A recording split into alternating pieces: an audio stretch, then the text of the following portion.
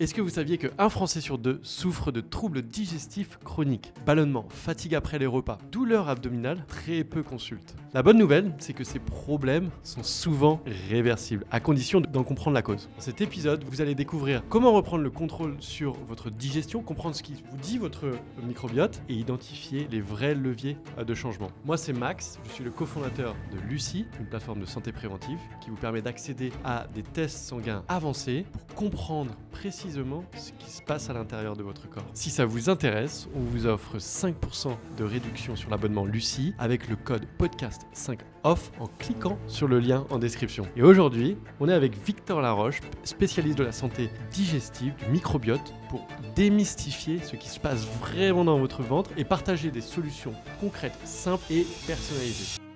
C'est pas le mec qui mange mal, d'ailleurs c'est rarement les mecs. Alors les mecs en ont de plus en plus quand même, mais c'est beaucoup les femmes qui ont des troubles digestifs. Pourquoi ? Parce qu'il y a les hormones qui jouent. Ces femmes-là, elles mangent bien. C'est ça le pire.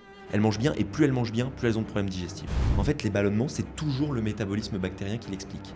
Donc toujours la rencontre entre les bactéries et des aliments qui ne sont pas digérés. Donc en fait, la femme n'invente pas leurs symptômes ou n'ont pas plus de facilité à en parler, c'est juste qu'elles ont moins de chance avec leurs hormones et il y a beaucoup plus de perturbateurs endocriniens aujourd'hui qui fait que les syndromes prémenstruels augmentent et les problèmes de bide aussi. Pour le grand public, je déconseille formellement de soi-même aller prendre des probiotiques. Pareil pour la glutamine. Généralement, on parle des intolérances alimentaires et de l'examen du microbiote pour la digestion. Et en fait, il y a beaucoup d'autres analyses dont très peu parlent et qui peuvent vraiment nous aider à mettre le doigt sur ce qui va pas. Salut Victor. Salut Max. Comment tu vas aujourd'hui ? Très bien et toi ? Écoute, c'est un vrai plaisir de t'avoir dans le Polyphénol Podcast. Merci de m'inviter. Ce qu'on a envie de savoir, c'est effectivement, qu'est-ce que tu fais, Victor ? Tu es spécialisé dans la santé digestive, le microbiote. Qu'est-ce que ça signifie ? Voilà, on voulait avoir un peu plus de contexte. Alors, un peu plus de contexte. Moi, je m'occupe effectivement de la santé digestive des gens. Et ce que je fais précisément, c'est que je m'occupe de la santé fonctionnelle au niveau digestif. La santé, les troubles digestifs fonctionnels, c'est quoi ? En fait, c'est tout ce qui n'est pas des maladies au sens de la médecine allopathique. Donc, tout ce qui va être cancer, maladie de Crohn, rectocolite hémorragique. Et donc, en fait, ce dont je m'occupe principalement, c'est de toutes ces personnes qui vont chez le médecin, qui font des bilans très généraux, type coloscopie, fibroscopie, et à qui on dit « vous n'avez rien, c'est dans votre tête » ou alors « vous avez un intestin irritable ». On leur donne une liste de probiotiques, on leur dit à la limite de moins manger de gluten, et ils ne savent pas vraiment quoi faire de ça. Justement, je voudrais rebondir sur dans le vif du sujet directement. Intestin irritable, ouais. On en entend beaucoup parler ces derniers temps. Qu'est-ce que c'est ? Oui, on en entend tout le temps parler, et en fait, on ne sait pas vraiment ce que c'est. C'est un espèce de fourre-tout, c'est pas vraiment un diagnostic d'une pathologie, c'est syndrome de l'intestin irritable. Un syndrome, c'est un ensemble de symptômes qui sont donc un dénominateur commun chez beaucoup de personnes, mais c'est certainement pas une maladie. Et donc en fait, quand on s'intéresse vraiment à l'intestin irritable, on se rend compte que c'est sans doute un ensemble de pathologies qui existent, qui répondent à des mécanismes plus ou moins différents et qui vont tout simplement expliquer les symptômes chez les personnes qui ont des troubles digestifs fonctionnels. Okay.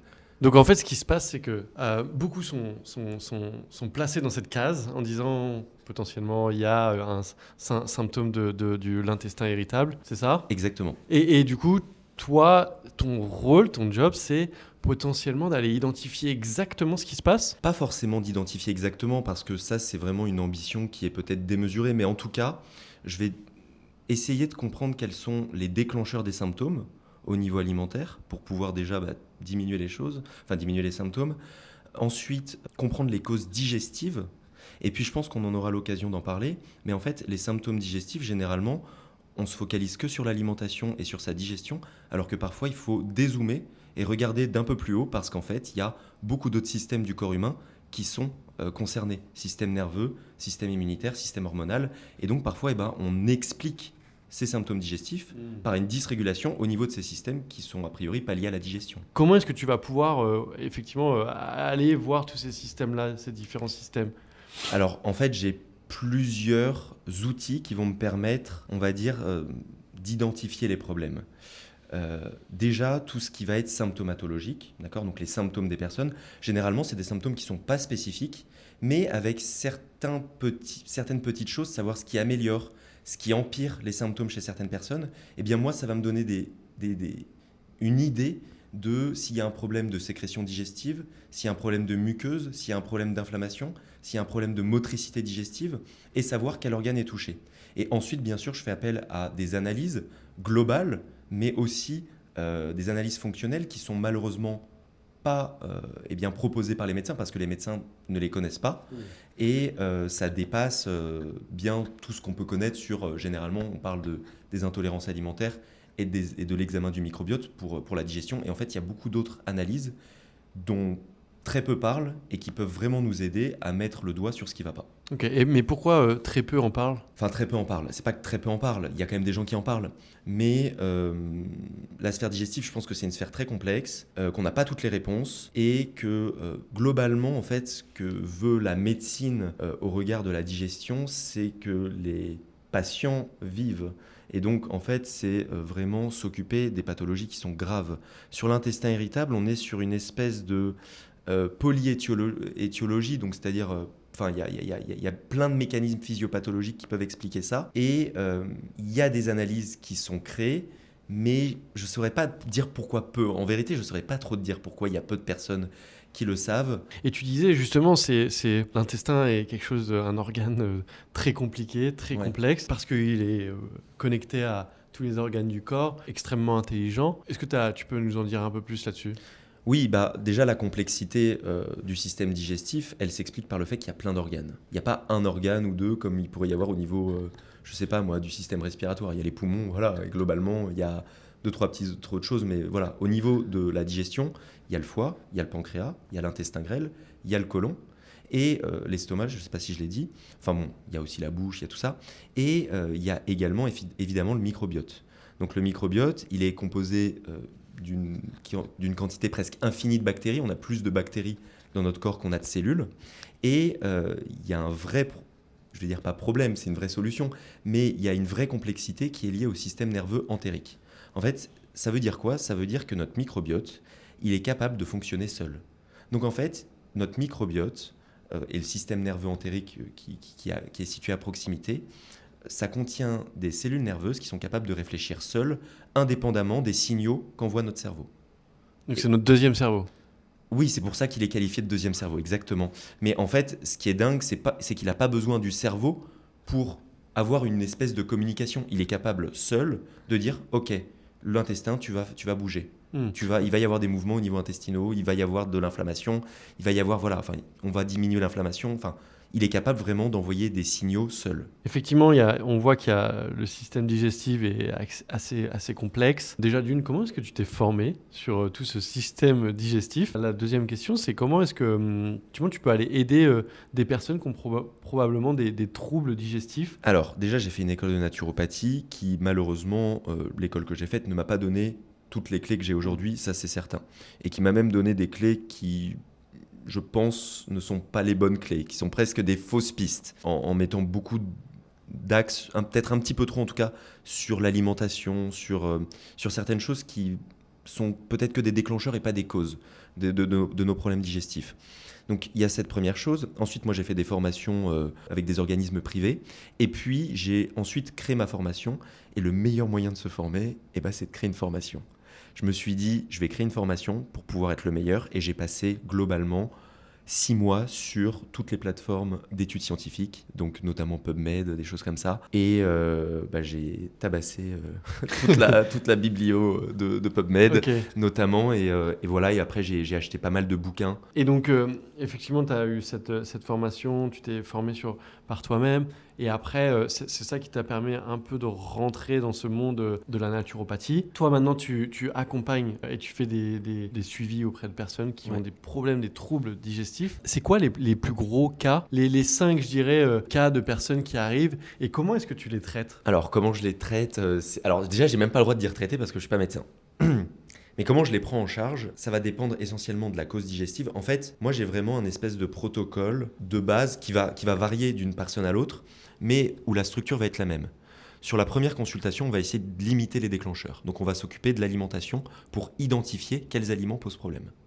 Et là-dessus, généralement, dans les sphères qui sont peut-être assez peu informées, on va parler des produits laitiers, du gluten, peut-être du sucre, des choses comme ça, alors qu'en fait, il y a énormément de composés qui peuvent vraiment expliquer les problèmes digestifs. Les FODMAPs, les sulfites, d'accord, l'histamine, les aliments qui contiennent de l'histamine. Donc c'est des choses qui sont un petit peu obscures comme ça pour les personnes qui s'y connaissent pas et qui pourtant peuvent apporter déjà des réponses au niveau du symptôme, au niveau des déclencheurs. Ensuite, deuxième étape, on va chercher la cause digestive. Globalement, en fait, notre digestion, elle a plusieurs fonctions. Des fonctions sécrétoires, donc sécréter des enzymes digestives, sécréter de l'acide, des acides biliaires, des choses comme ça qui vont nous aider à digérer. Ensuite, il va y avoir une question de motricité et de chronologie de cette motricité. Au niveau de la vidange gastrique, au niveau, donc ça c'est de l'estomac, au niveau intestinal. Et puis, ça c'est la deuxième chose, il va y avoir ensuite tout ce qui est question de muqueuse au niveau gastrique encore une fois, ou de l'intestin, et puis, in fine, le microbiote. Et donc en fait, en fonction de pas mal d'analyses qu'on va faire, des analyses fonctionnelles dont je te parlais au départ, de symptômes, eh bien moi je vais pouvoir me dire, ok, cette personne-là, elle a plutôt un problème de sécrétion, cette personne-là, elle a plutôt un problème comme ça. Et je vais pouvoir bien adapter la prise en charge à ça. Et troisième étape, prendre en charge les causes extra-digestives. Voilà, donc c'est un petit peu comme ça que je fais. Maintenant, tu me demandes le type de personne que j'ai en consultation. En fait, je pense que le profil type de la personne qui a des troubles digestifs, ce qui est terrible et ce qui est injuste, c'est qu'aujourd'hui, c'est pas le gros Robert qui a 50 ans qui mange du saucisson et des chips. C'est pas le mec qui mange mal. D'ailleurs, c'est rarement les mecs. Alors les mecs en ont de plus en plus quand même, mais c'est beaucoup les femmes qui ont des troubles digestifs. Pourquoi ? Parce qu'il y a les hormones qui jouent, beaucoup, notamment, et en fait, ces femmes-là, elles mangent bien. C'est ça le pire. Elles mangent bien, et plus elles mangent bien, plus elles ont de problèmes digestifs. Déjà, comment ça se reflète en termes de troubles digestifs ? Est-ce qu'il y a des douleurs, des nausées ? Alors, au niveau des symptômes, on va dire qu'il y a deux grosses catégories de symptômes. Il y a les symptômes qui touchent l'estomac. Donc là, ça va être une espèce de poids là au niveau de l'estomac, au-dessus du nombril. Il va y avoir de la satiété précoce, c'est-à-dire tu manges et au bout de deux bouchées, t'en peux plus. Il va y avoir tout ce qui va être remontée acide, du reflux. Donc ça, c'est vraiment au niveau estomac. Et après, il y a au niveau plus intestinal, on va avoir des ballonnements, des gaz, des alternances, des problèmes de transit, constipation, diarrhée ou alternance des deux. Il va y avoir aussi des douleurs sous forme de spasmes. Et puis, il peut même y avoir des symptômes extra-digestifs qui sont liés à la digestion. Ça, c'est au niveau des symptômes. Parce que c'est des personnes qui te disent manger bien. Donc c'est malgré des régimes, je dirais, méditerranéens, peut-être végétariens, vegan. On a fait un épisode avec William où justement il expliquait, et je lui disais moi mon retour d'expérience, c'est que en fait je suis passé sur différentes diètes, et une des diètes à un moment c'était entièrement végétarien, et donc beaucoup de fibres. Mon système digestif qui était vraiment impacté, quoi. Je le sentais. Ensuite, je suis passé sur un autre cycle où j'ai changé un peu ma diète, et notamment j'ai mis un peu plus de viande, et j'ai un peu plus équilibré mon dosage de fibres, je dirais. Et en fait, ça a un peu changé. Je voulais savoir, toi, par rapport à ça, est-ce que c'est parce que c'est des personnes qui sont végétariennes ? Vraiment, non. C'est ça le pire. Okay. C'est qu'en fait, tu sais, il y a aujourd'hui une grande... En fait, globalement, quand tu as mal au ventre, qu'est-ce qu'on va te dire ? On va te dire, bois plus d'eau, mange plus de fibres et mange moins de produits transformés. Et en fait, on se rend compte que ces réponses-là, c'est des réponses qui marchent pour les gens qui mangent très mal. Mais pour les gens qui mangent très bien, et effectivement, toi tu mangeais très bien quand tu étais... tu estimais manger très bien quand tu étais... C'était que... c'est aucun produit transformé, mais c'était beaucoup de fibres. Voilà, donc tu as peut-être saturé tes possibilités en fait en matière de fibres. En fait, ce qui se passe avec les fibres, c'est que tu as deux types de fibres. Tu as des fibres insolubles qui servent juste à aller aux toilettes. Elles servent à rien d'autre. Et elles peuvent être un peu irritantes pour la muqueuse. D'accord ? Et tu as les fibres solubles, c'est un petit peu ce qu'on appelle les prébiotiques. Et c'est une catégorie d'aliments qui va avoir de forts chevauchements avec les FODMAPs dont je te parlais tout à l'heure. Et en fait, ces prébiotiques, FODMAPs, fibres solubles, on les appelle un peu comme on veut, eh bien, elles vont rentrer au contact des bactéries du microbiote. Et en fait, en rentrant au contact des bactéries, les bactéries, elles vont créer, quand tout va bien, des acides gras à chaîne courte. Ces acides gras à chaîne courte, c'est acétate, butyrate, propionate. C'est des molécules qui sont hyper bonnes pour la santé. Anti-cancer, prévention, donc anti-cancer, anti-inflammatoire, ça stimule la motricité. Enfin, vraiment, tu as du butyrate à balle, t'es bien, tu vois. Et en fait, il y a des personnes qui ont une hyperfermentation, mais la rencontre entre ces fibres prébiotiques et ces bactéries, elle donne pas lieu à des acides gras à chaîne courte qui sont bénéfiques, elle donne lieu à des métabolites qui sont dangereux pour la santé, et notamment des gaz.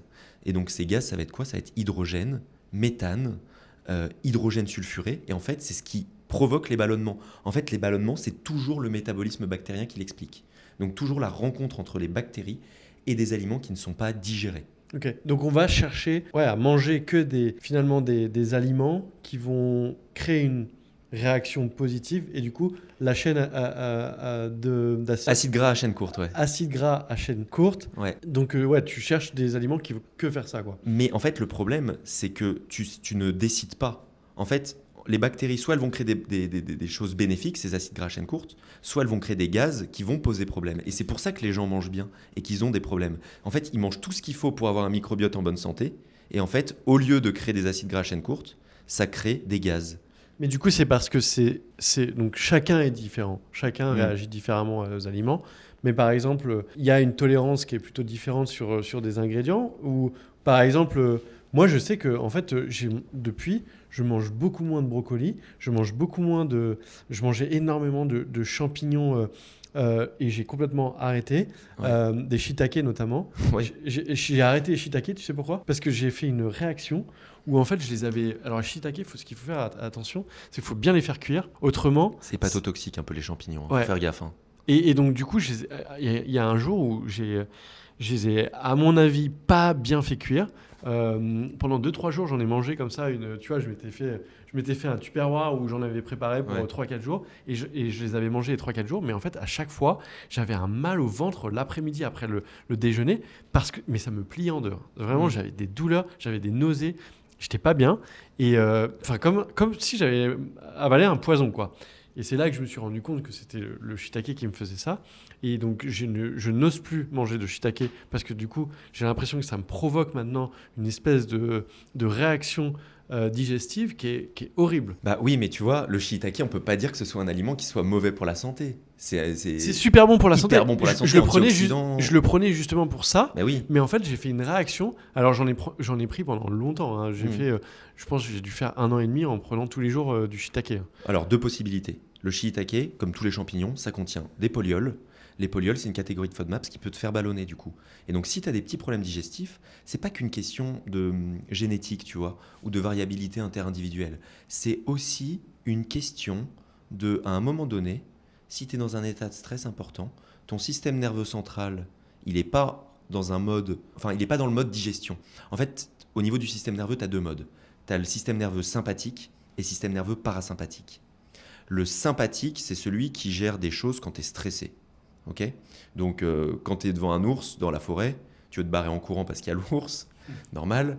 Là, c'est le sympathique. Et le sympathique, qu'est-ce qu'il va faire? Il va accélérer ta fréquence cardiaque, il va te permettre d'avoir des jambes costauds pour pouvoir te barrer vite. Et il va justement bloquer le sphincter pour pas que tu aies envie d'aller aux toilettes. Et il va pas du tout s'occuper de la digestion. Justement, il envoie tout le sang au niveau des muscles. Et l'autre pan du système nerveux, c'est le parasympathique. C'est celui de la détente.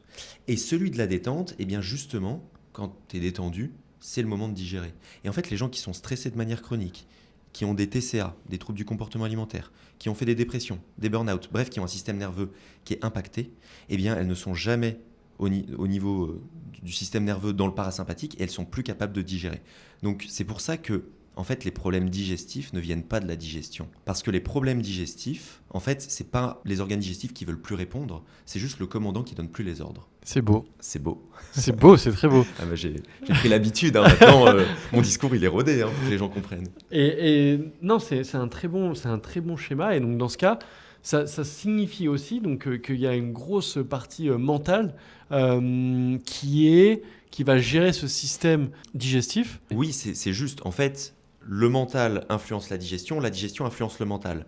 Le problème, c'est que le système nerveux, il n'est pas impacté que par ton mental. Il est impacté par des virus qui reviennent. Il est impacté, par exemple, le Covid. Le Covid, ça peut complètement te péter ton système nerveux sur des années. Il est impacté par du diabète, par exemple. Tout ce qui est diabète. Et c'est pour ça que, du coup, il faut avoir une approche très global de la sphère digestive. Après, pour calmer les symptômes, il faut pouvoir agir sur la digestion. Mais pour vraiment gérer à plus long terme, on dépasse vraiment le cadre de la digestion. Donc en fait, je suis spécialisé en digestion, mais il faut connaître un peu le reste pour pouvoir gérer les causes à long terme, quoi. Est-ce que tu remarques qu'il y a quelque chose en commun par exemple, on sait que notre alimentation ces dernières années, elle s'est beaucoup transformée. On est passé d'une alimentation avec des produits entiers, des produits qui venaient du terroir et à progressivement des produits transformés. Et vous le savez, dans ce podcast-là, on fait une croix sur ces produits transformés parce que c'est quelque chose qui va nuire à votre santé de manière générale. Mais est-ce que tu remarques qu'il y a quand même chez les clients et consultants des pathologies qui rentrent en compte par rapport à la nutrition qui a évolué ces dernières années? Alors ça, c'est difficile à dire, mais effectivement, je pense, par exemple, on va prendre un exemple tout bête, celui du pain. Dans les farines anciennes, il y avait beaucoup moins de gluten. Et les gens disent, oui, c'est la faute du gluten.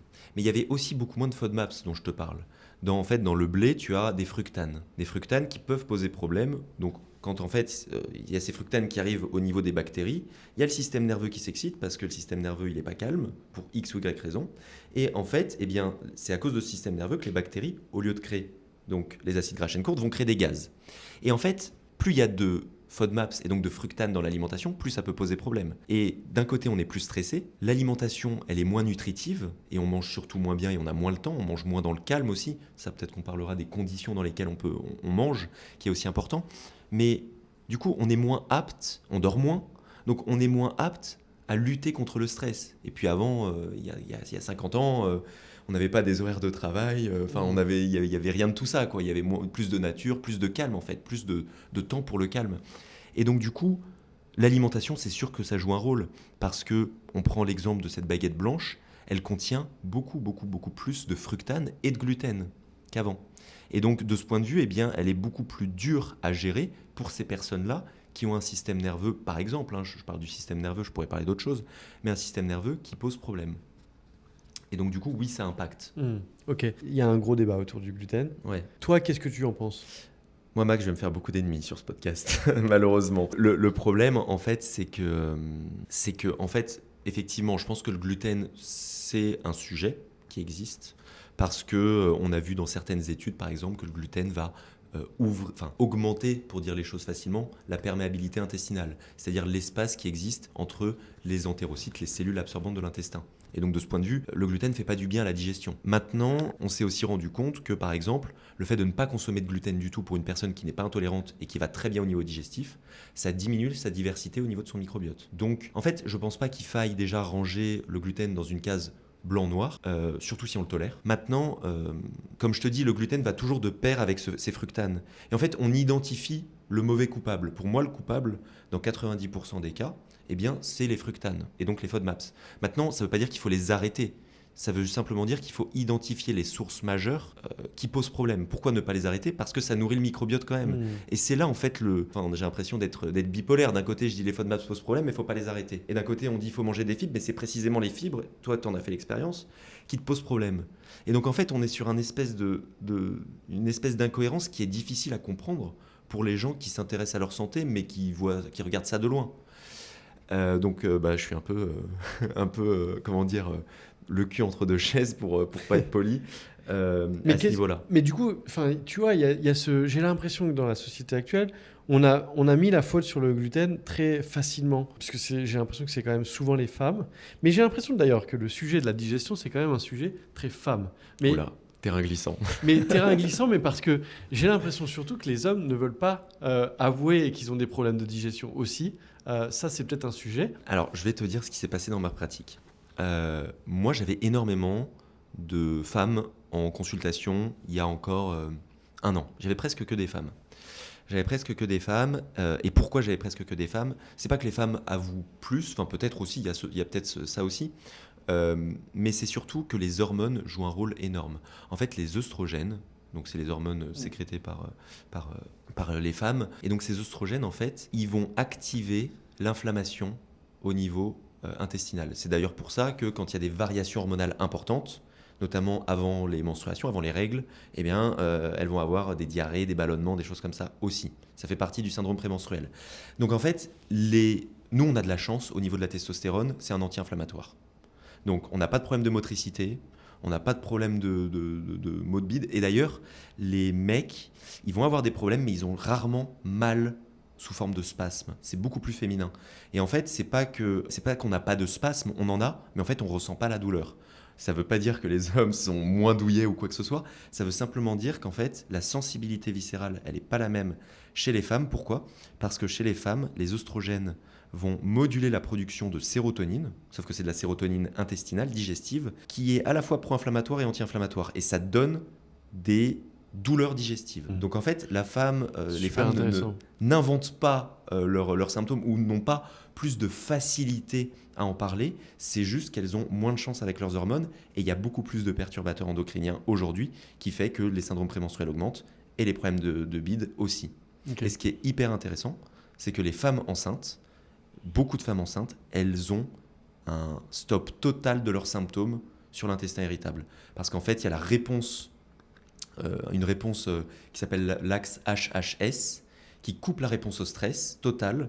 Et en fait, le système nerveux renvoie les messages, entre guillemets, et il n'y a plus de soucis digestifs pendant la grossesse. Okay. Grâce aux hormones. Grâce aux hormones. Ouais. Et donc, du coup, elles ont une période où elles ne ressentent plus la douleur, et puis après, ça revient au fur et à mesure. Okay. Alors, c'est pas qu'elles ressentent plus la douleur, elles ressentent d'autres trucs. On va dire qu'avec les compressions mécaniques, le bébé et tout, elles vont ressentir tout ce qui va être reflux. Beaucoup plus de reflux, mais beaucoup moins de spasmes, de ballonnements. Bon, après, on le sent aussi un peu moins, sans doute, mais beaucoup moins de problèmes digestifs. Okay. Et je pense qu'il y a quand même beaucoup d'hommes qui sont concernés aussi. Ça veut dire qu'il n'y a pas que les hormones en jeu. Pourquoi ? Parce que j'avais fait les hommes sont enceintes. Oui, exactement. Mais les hommes sont de plus en plus enceints, mais à cause de leur ballonnement. En tout cas, moi, j'ai beaucoup plus de consultations, mais c'est sans doute lié au fait aussi que je suis intervenu sur un autre podcast d'un mec qui est connu, qui fait de la musculation à Bâle. Et du coup, ça a intéressé les hommes. Mais t'es allé dans le podcast de... Comment il s'appelle Nassim Saïli. Trop bien. C'était cool. Ouais. C'était cool. Ok, donc du coup, t'as eu beaucoup plus de personnes. Oui, sa cible, je pense qu'elle est plus masculine. J'ai eu beaucoup plus de go muscu. Et du coup, tu sentais que... plus de go muscu. Et tu sentais qu'il y avait quand même une différence entre des femmes...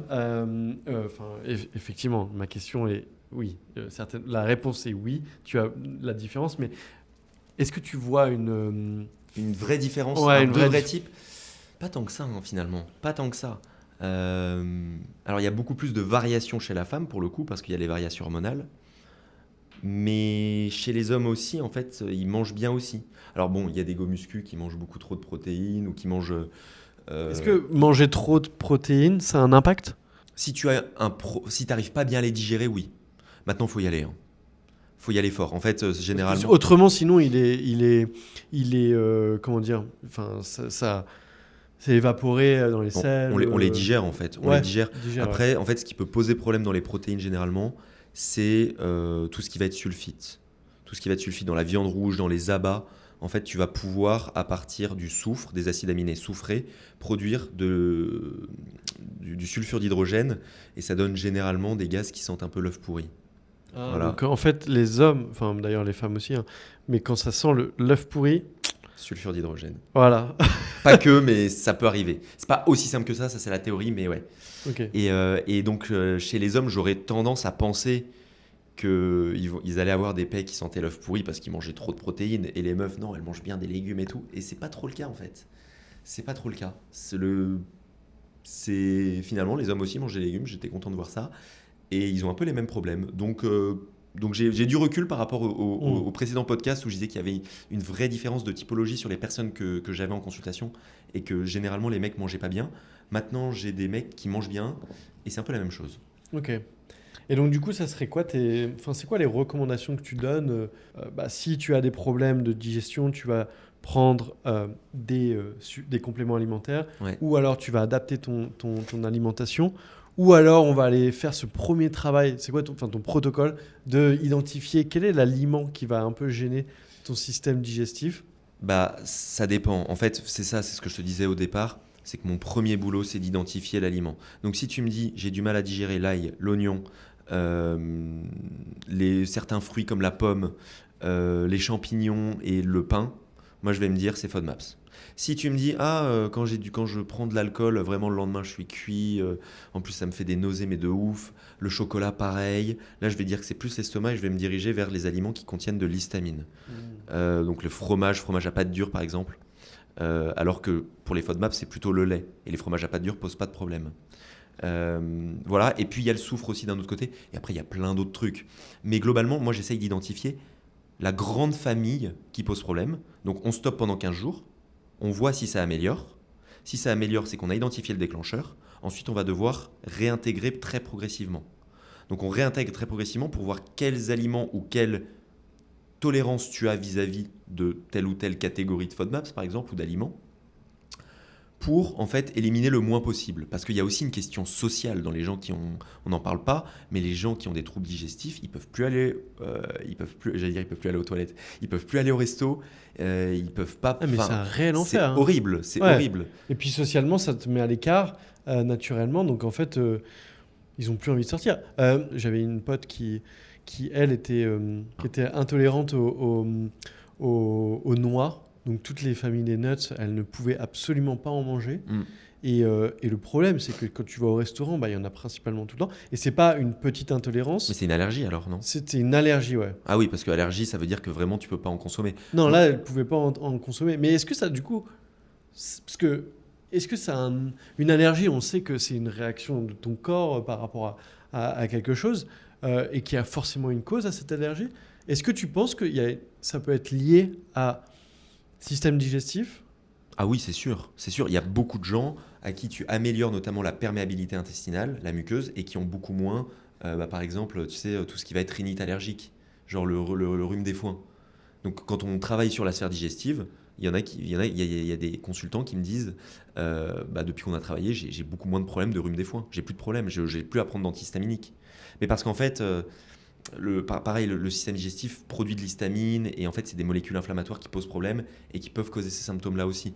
Et en travaillant sur la muqueuse, sur plein de choses comme ça, en fait, on diminue vraiment les réactions immunitaires et même au niveau des intolérances du corps, quoi.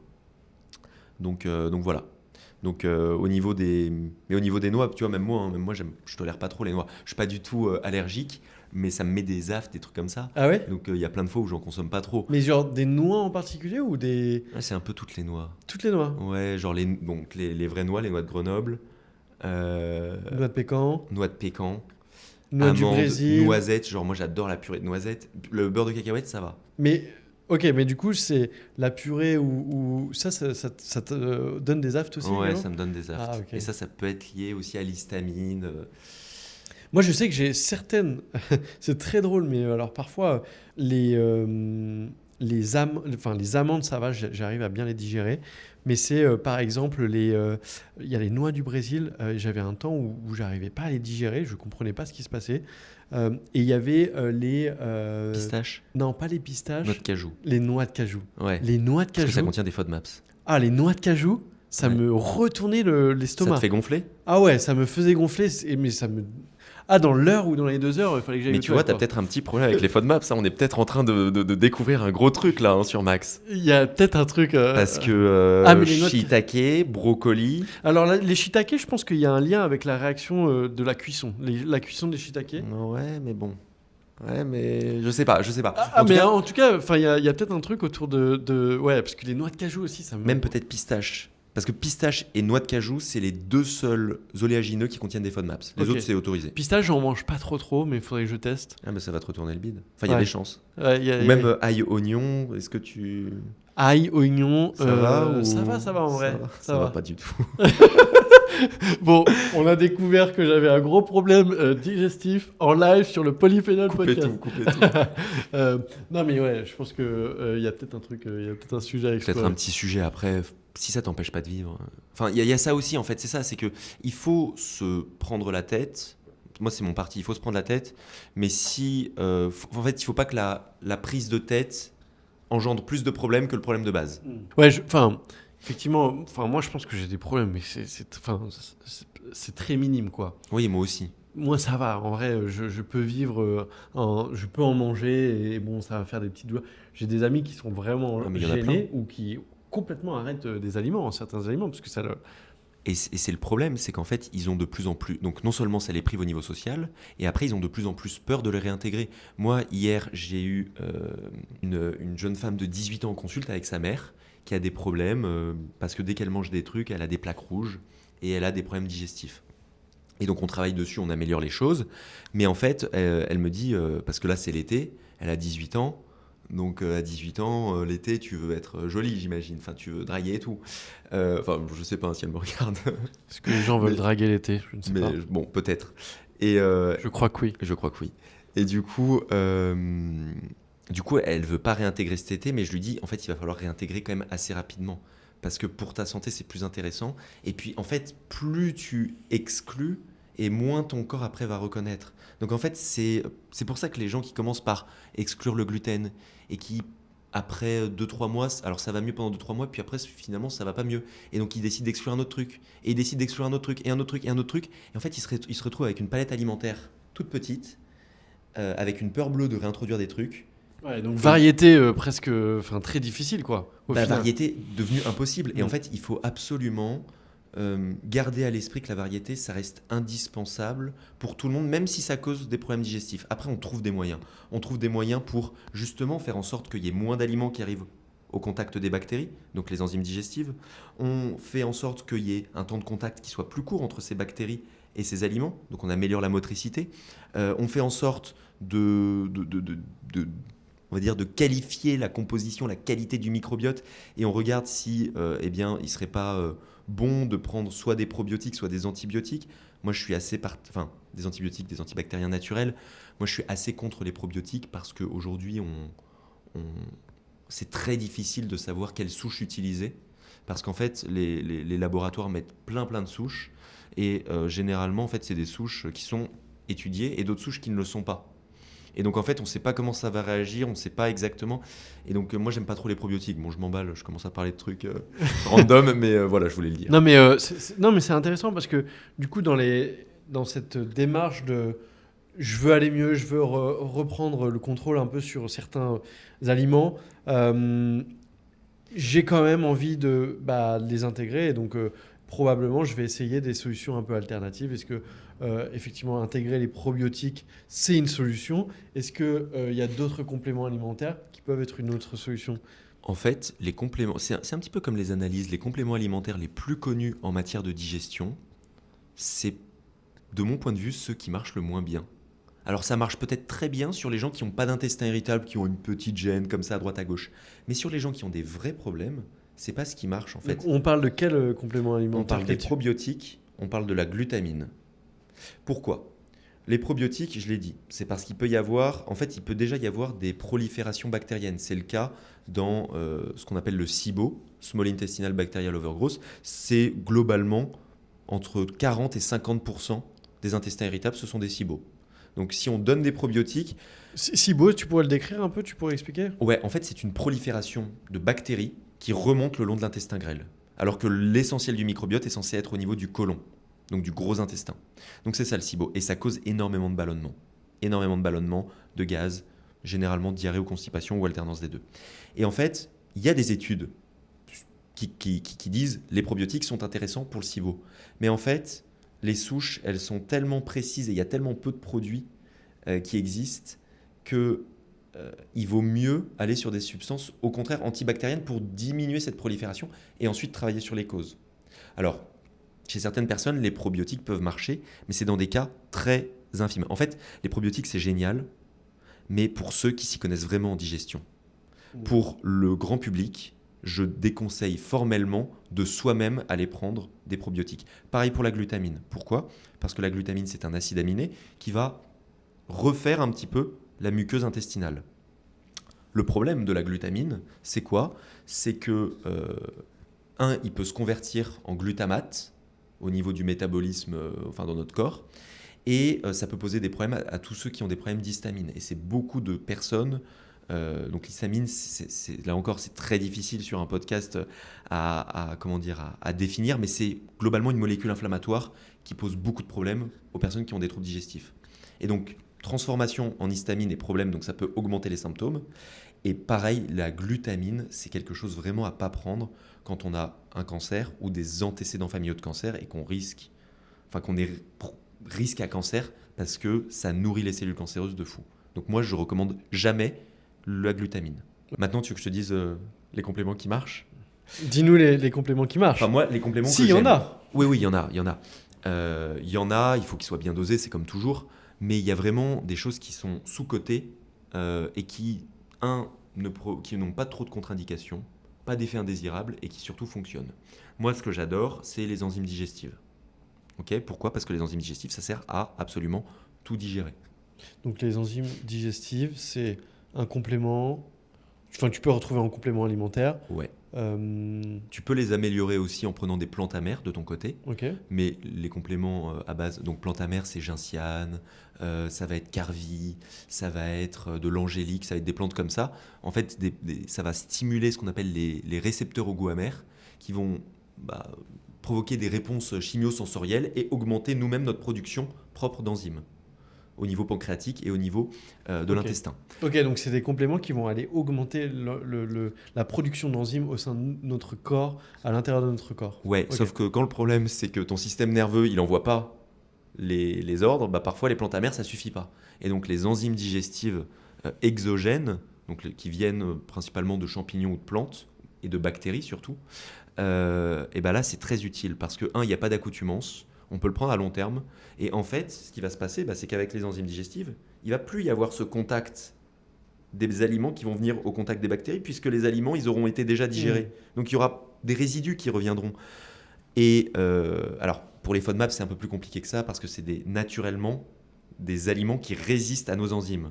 Donc, mais on peut quand même prendre des enzymes qui vont dégrader ces FODMAPs. Par exemple, une enzyme que j'adore, dont je parle tout le temps sur Instagram, tout le temps de manière générale, c'est l'alpha-galactosidase.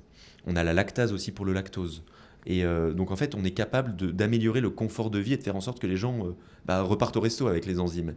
Alors, ça ne va pas diminuer 100% des symptômes, mais ça améliore de 50, 60, 70, 80%. Et c'est cool quand même. Donc il y a ça. Il y a, à la place de la glutamine, j'ai parlé de la glutamine, il y a la citrulline, qui va épaissir la muqueuse sans avoir ces problèmes d'histamine, et donc ça va pas poser, ça risque pas d'augmenter les symptômes. Puis après il y a plein de choses. Moi ce que j'adore, il y a des extraits d'artichaut qui sont vraiment bien dosés, qui permettent d'améliorer la motricité. Il y a le gingembre, pas en poudre, en extrait pareil, titré dans la molécule active qui s'appelle le gingérol. Bon, après ça devient hyper technique. Mais ça, tu peux le retrouver assez facilement. Par exemple, le gingembre, l'extrait de gingembre. En fait, il faut savoir lire une étiquette de complément alimentaire. Et je pense que 80% même des praticiens 90% des praticiens ne savent pas lire une étiquette. Donc c'est 100% des gens dans la rue. En fait, parce qu'on va voir par exemple, un exemple tout simple avec le gingembre. Tu prends une poudre de gingembre, tu vois 900 mg pour une capsule. Tu te dis, 900 mg, c'est pas mal. Et puis tu vas voir un extrait de gingembre qui va être à 400 mg. Et tu vas voir à côté, il va y avoir 4, 2.1. C'est un extrait 4 pour 1. En fait, il faut multiplier par 4. Et donc, au lieu d'avoir 400 mg, tu as 1,6 g. Et donc, il y en a un, tu vas te dire, il y a 900 mg et il coûte 15 balles. Et l'autre, il coûte 25 balles. Et il n'y a que 400 mg. Je prends la poudre qui a 900 mg. Alors que non, l'extrait, il est 4 fois plus titré et concentré. Donc, c'est pour ça que c'est compliqué, quoi. Ok. Mais ça ne doit pas décourager les gens. Ouais. Mais il y a des solutions qui existent. Faut faire attention et bien lire les étiquettes. Oui. Y a d'autres compléments alimentaires ? Il y en a plein. Tu veux que je te les donne ? Donne-moi ton top 3 que tu recommandes énormément. Mon top 3, enzymes digestives. Enzymes et complexes enzymatiques, bien dosés, avec beaucoup d'enzymes, genre le maximum que vous pouvez trouver. Je ne vais pas toutes les citer parce que c'est des noms barbares. Des plantes qui sont dites prokinétiques, qui vont redonner du tonus et de la motricité au niveau de la sphère digestive. C'est pas que pour les gens qui ont de la constipation, mais ça peut aider, et ça peut aussi aider les gens avec des diarrhées. Ça peut aider tout le monde. Et pour la muqueuse, citrulline par exemple, j'aime bien. Voilà. Ok. Mais après, il y a plein d'autres trucs. Hein. Vraiment, c'est Est-ce que- dur ce que tu me demandes là. Et est-ce que, tu sais, dans ce podcast, dans ce Polyphénol podcast, Ouais, on a un rituel, on a une tradition j'ai cru comprendre. qui est de prendre un shot d'huile d'olive extra vierge. Oui. Et donc, je voulais savoir justement, est-ce que l'huile d'olive extra vierge, riche en polyphénol, Mhm. donc en antioxydants, peut avoir des effets positifs sur le système digestif? Bien sûr, les polyphénols, c'est quelque chose qui va vraiment travailler, par exemple, sur la muqueuse. Moi, il y a des extraits de citron et d'orange que j'adore, qui vont... Merci, hop. Oula, attendez, On a eu Je- de la chance, c'est je même pas chill, sur la moquette. attendez. Oh là, c'est pas grave, j'attends. Donc, ouais, des extraits de polyphénol hyper intéressants. Et puis, de toute façon, un des meilleurs régimes pour la santé digestive, de manière générale, c'est le régime méditerranéen. Là, je te parle de FODMAPs, d'histamine, de choses comme ça. C'est pour les gens qui ont des vrais problèmes. Pour les personnes qui n'ont pas forcément ces problèmes, régime méditerranéen, c'est incroyable. Donc là, on va faire le shot de Oui. polyphénol. Oui, on chine. Allez, on chine, j'allais oublier. Donc très forte en polyphénol. Si ça vous intéresse, on vous offre moins 10%. Et là, c'est le moment le plus intéressant. Regardez, Victor, voilà. C'est traite, mais les polyphénols, ça picote un peu Ça dans la pique gorge. plus que la dernière fois. Ouais, il y a des moments, je te jure, Ça il y a des pique. jours où c'est un peu plus dur que d'autres. Ah ouais, là, C'est là, elle lié au- envoie. C'est lié au sommeil. elle C'est envoie lié- Elle est forte en polyphénol. Ah ouais, là, elle est forte. Là. Donc si ça vous intéresse, on vous offre moins 10% sur notre huile d'olive avec le code polyphénol podcast 10 en cliquant sur le lien dans la description. Voilà, polyphénol podcast 10. Et vos 100, zéro nutrition. C'est bon? Ouais, c'est bon. Donc, tu nous disais, parce que ça, on nous a coupé avec ces fortes, ce fort shot, plus fort que de l'alcool d'ailleurs. Bah presque. Hein. Et donc, donc toi, tu recommandes le régime méditerranéen, incluant l'huile d'olive, parce que ça a un effet positif sur. Ouais, de manière générale, en fait, tout ce qui va être acide gras au niveau des graisses, ce qu'il faut absolument éviter, c'est tout ce qui va être excès de graisses saturées. Donc, tu sais, il y a beaucoup de tendances aujourd'hui carnivores, ancestrales.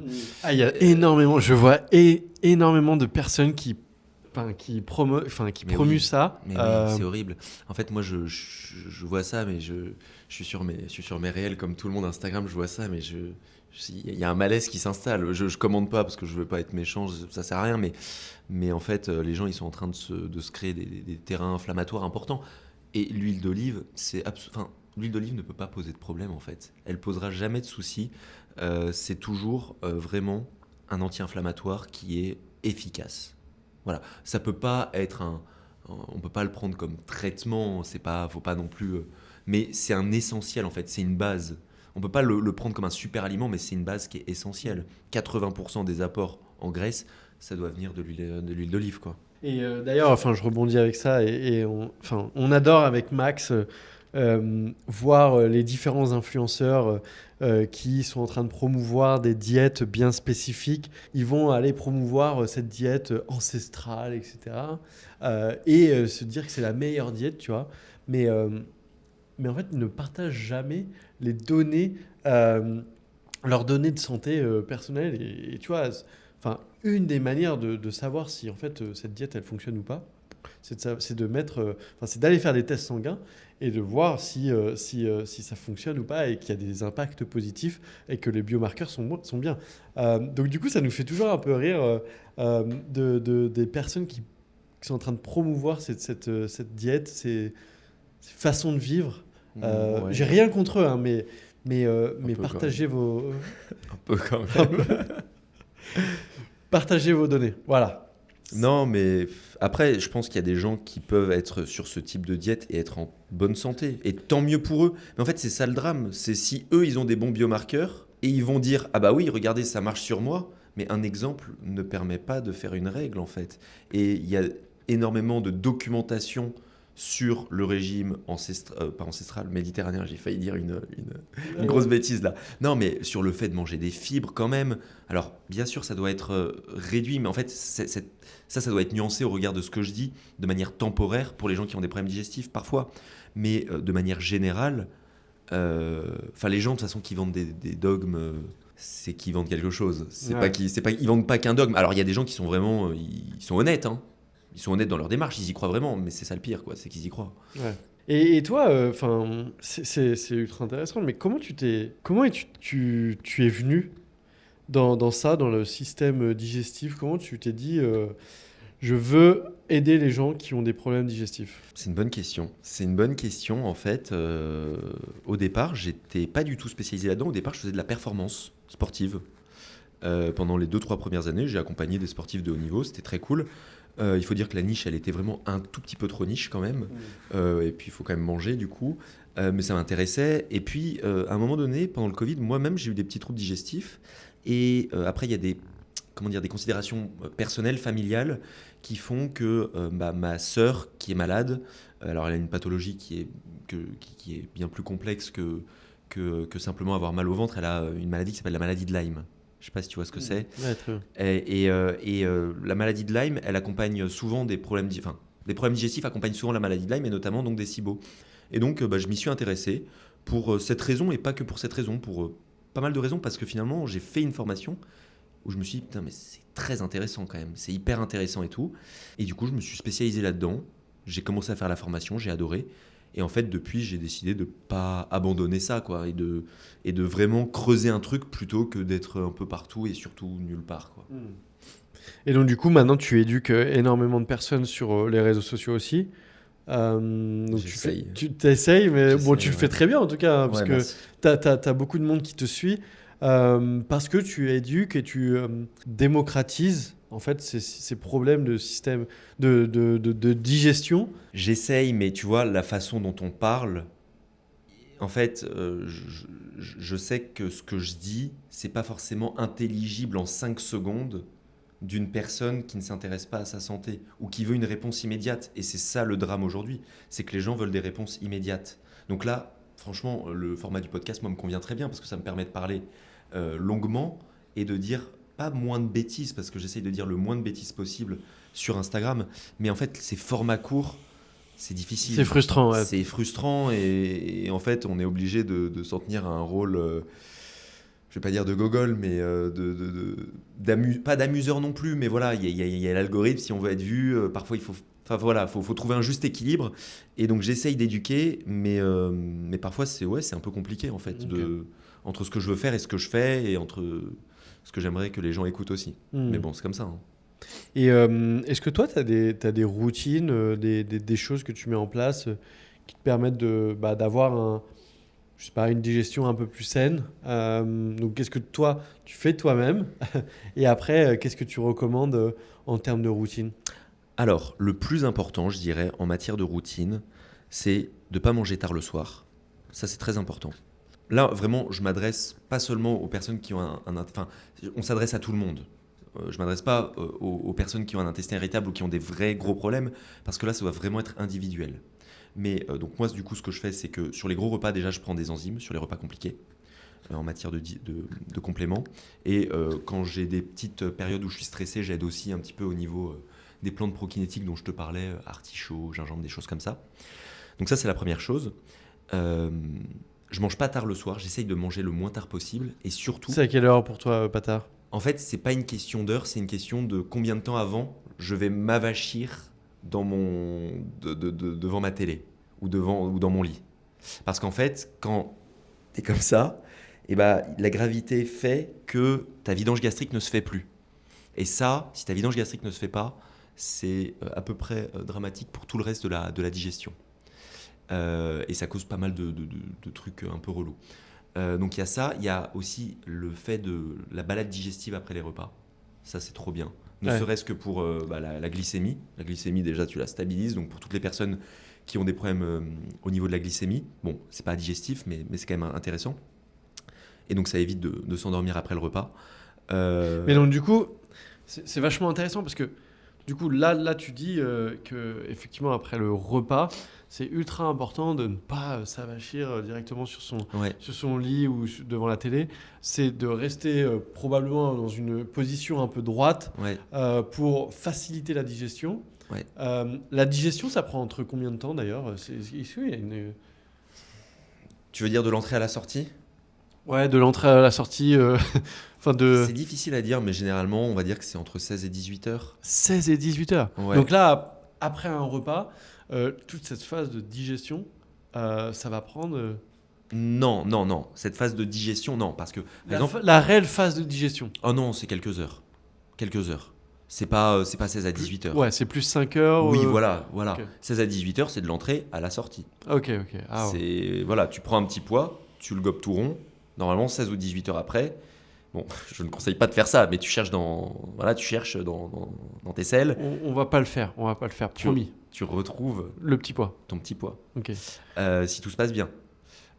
Après, au niveau de la digestion pure, donc la digestion, si on entend digestion au sens de transformer les aliments en nutriments, là c'est beaucoup moins. La vidange gastrique, elle prend, ça dépend. Par exemple, sur une banane, ça prend 20-30 minutes.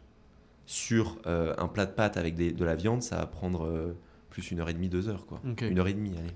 Ok, donc effectivement, il faut prendre du temps après le repas pour vraiment faciliter la digestion, faciliter posture droite, voilà, ne pas être avachi, quoi. Et la balade après La balade digestive, la c'est balade gratuit. digestive. C'est gratuit et c'est vraiment efficace.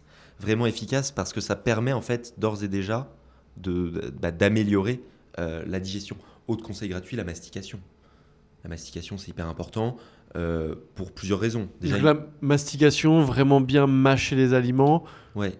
En fait, il y a deux choses dans la mastication. Il y a la mastication, donc la digestion mécanique, le fait de trancher les aliments avec ses dents. Et puis, deuxième chose, ça va être tout ce qui va être le contact des aliments aux enzymes. Hmm. Et en fait, il y a déjà dans notre salive une enzyme qui s'appelle l'amylase salivaire qui va commencer à digérer un petit peu les amidons. Et c'est quand même des choses qui sont assez complexes à digérer. Donc ça peut être intéressant de quand même bien... Ok. Voilà. Donc ça revient un peu. Je sais que ma mère me dit toujours, mais prends le temps, Max, de bien mâcher, de prendre le temps de manger aussi. On a cette vie à Paris où on va toujours à 2000 à l'heure et même incluant les repas. Et donc en fait, c'est pas forcément une bonne habitude. Elle me dit, mais calme-toi et mange plus doucement. Ouais, il y a cette idée de la mastication et il y a aussi l'idée du calme. On a parlé du système nerveux parasympathique et sympathique tout à l'heure. Et en fait, le fait d'être au calme, bah, ça permet comment dire, de mettre l'accent et d'activer le parasympathique, la détente.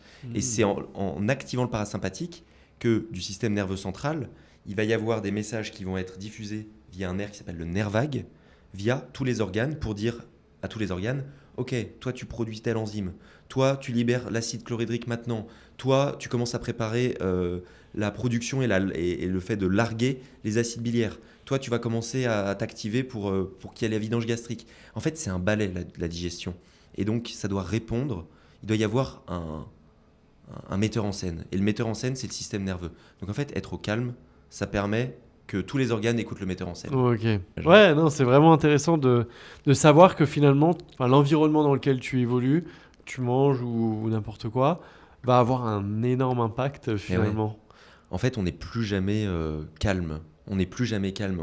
On n'est plus jamais, tu vois, seul dans la nature. Ça fait un petit peu, peut-être, pas gourou, mais tu vois, ça fait un petit peu aujourd'hui le mec qui va faire le câlin aux arbres. Mais faire ça, en fait, ça permet de vraiment se refocaliser sur des choses qui sont assez importantes sur le système nerveux parasympathique. Et il faut trouver cet équilibre entre le stress, parce qu'il faut du stress, hein, si on est tout le temps...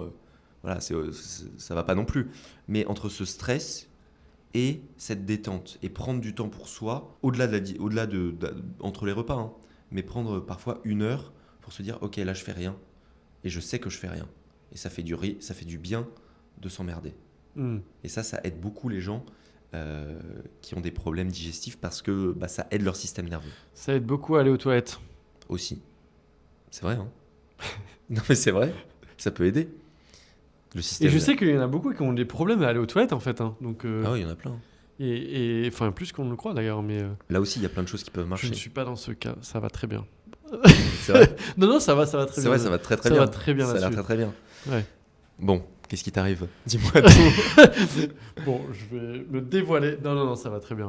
Ok, Pour non le mais coup, sur les toilettes, ça va. alors tu veux que je te donne quand même des petites astuces pour les personnes à qui ça n'irait pas du tout? Ouais. Pardon. Donc Je prends des notes en Ouais. même temps.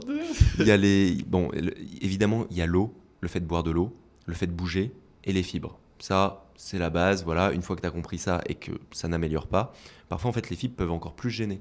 Et donc les FODMAPs peuvent gêner et te créer de la constipation. Donc il y a ça. Après il y a des enzymes aussi qui permettent d'activer un petit peu le transit, notamment tout ce qui va être des enzymes du kiwi qui s'appellent l'actinidine, qui se trouve à majorité dans la peau. Donc soit ça existe, soit tu Dans la prends- peau du kiwi. Dans la peau du kiwi, ça se mange. En fait, on a toujours l'impression qu'il faut le peler, mais ça se mange la peau du kiwi. Et donc tu peux aller choper de l'actinidine qui va aider un petit peu à ce niveau-là. Le matin, donc c'est pour ça que souvent je peux recommander 2 à 3 kiwis. Et tu peux même avoir des compléments alimentaires qui vont beaucoup plus taper et qui vont te donner l'équivalent de 8 ou 9 kiwis, ce que tu ne vas pas manger Ah oui, quoi, ouais. en enzymes. Donc il y a ça. Il y a le petit tabouret que je pense beaucoup de personnes connaissent quand tu vas aux toilettes.